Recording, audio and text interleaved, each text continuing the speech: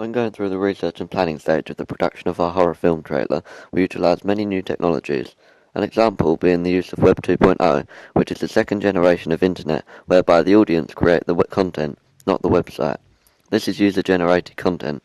Through Web 2.0, we use YouTube, which is an online video sharing social networking site. We use YouTube to research existing media products of the same genre and subgenre.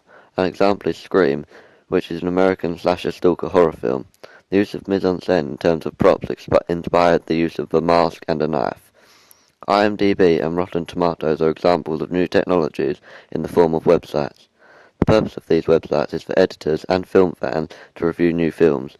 When researching and planning, we looked at these websites in order to see what audience liked to see in horror films, and also what they didn't. Another new technology in the form of websites that we looked at when researching was dafont.com, which is a free font downloading website. The reason for looking at this website is to get an idea of the type of font that would fit well within the trailer. The uses of these new technologies were all digital, therefore equally providing help with research and planning. However, YouTube.com was one of the new technologies that we found most helpful, as we could easily view existing trailers and films for inspiration, whether it is inspiration in terms of mise-en-scène through location or props. YouTube helped to make this process quick and simple. When conducting research for my first ancillary task, I looked at a variety of different new technologies for inspiration, for example dafont.com, which is a free downloadable text website. This is where I obtained the typography for my poster. The text is called Insomnia, and I chose it because it has a rough effect and gives the impression of the horror genre. Another way in which new technologies helped me to gain inspiration for my trailer is Google Images. Using this search engine, I found inspiration from the Scream poster. This inspiration was taken from the use of mise-en-scène in terms of hard lighting to cast dark shadows over the subject.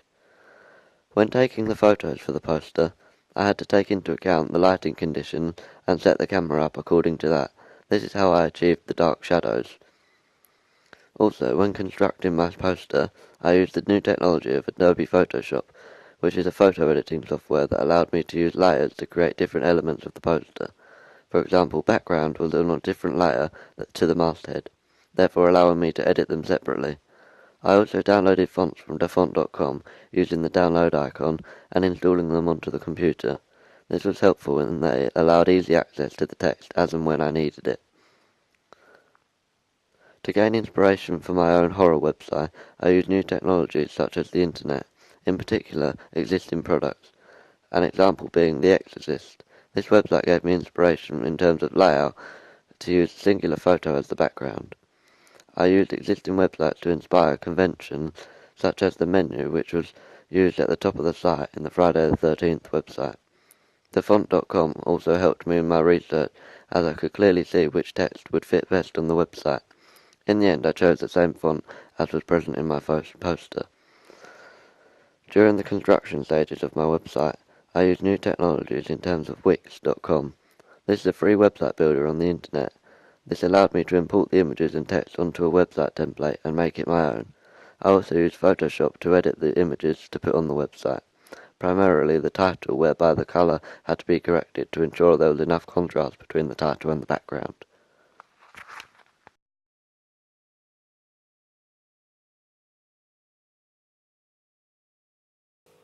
Audience feedback is important when creating a product because if you follow the improvements they suggest, it will meet their expectations and therefore appeal to the target audience. To compile the idea for our film trailer, we created a questionnaire to ask to our target audience.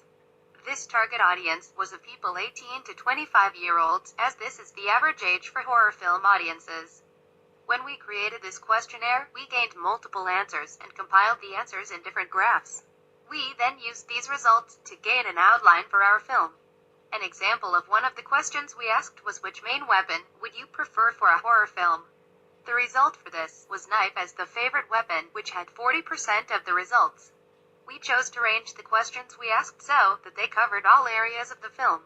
We chose to ask this questionnaire so that it meets the target audience's expectations, therefore enticing them to watch the film. Once we compiled the results and created the first draft, we presented to a group of people in the age range of our target audience. We explained the storyline, showed the first draft of the trailer, using animatics to fill any of the gaps we had in the storyline. and also showed the first draft of both of our ancillary tasks. They then gave us feedback on what we could improve and what they think worked well. In the first draft of the trailer, I was surprised that the audience chose against the idea of the college students being watched by the villain. Therefore, with them choosing against this idea, I had to change the main image for my poster as well. This was because the main image on my poster was the villain holding a TV. Some of the feedback we gained was that the trailer needed more use of the prop blood, as there was not much of it in the first draft. We decided to add more blood in, as this is a convention of a horror trailer. We gave the audience a choice of two narratives. The first narrative was a psycho ex-girlfriend getting revenge, and the second idea was a killer kidnapping two people to enter them into his twisted game. I was expecting the audience to vote for the first idea, as it challenges the final girl theory and would therefore be an original idea, therefore attracting the audience. It surprised me when the audience said they would prefer to watch the other idea. When creating my horror poster, I again created a questionnaire to find out what they would like to see on the poster. An example of one of the questions we asked was, what would you prefer as the main feature of a horror poster? The answer that gained the most votes was a photo of something or someone from the film. I used this intertwined with the answer from the question, would you prefer a poster to be busy with a lot on it, or blank with one subject? The answer for this question was blank with one subject. I used the answers from these two questions to create the outline for my poster, which was a mask as the main image. The audience feedback also helped me choose the typography that I used for the title and tagline of the film. The question that we asked to get this answer was, which font do you prefer? Once I had created the film poster, I presented it to the class and asked them to tell me their opinion on what they liked and what needed to be improved. One of the improvements that they had said to me was that they thought the image was slightly blurry and that it needed to have a hard shadow around it. I decided to listen to their comments and retake the photo with the improvements that they had said. When creating the horror website, I again asked questions in the form of a questionnaire, with one of the questions being, which color scheme would you prefer? The majority answer for this was red and black. This was because these colors have connotations of horror. Another question I had asked was, what social networks do you use? I then chose the most popular social networks to feature on my website. Once I had completed the first draft of the website, I again showed the target audience and asked them for feedback. They said that I should change the color of the text boxes so that I had a constant color scheme throughout in. Also changed the typography at the top of the page so that I had synergy throughout the product. Overall, after redrafting my product and taking into account the changes suggested by the target audience, I believe that it meets the expectations of the target audience. I also believe that all three of the products link well together, therefore making it instantly recognizable by the audience.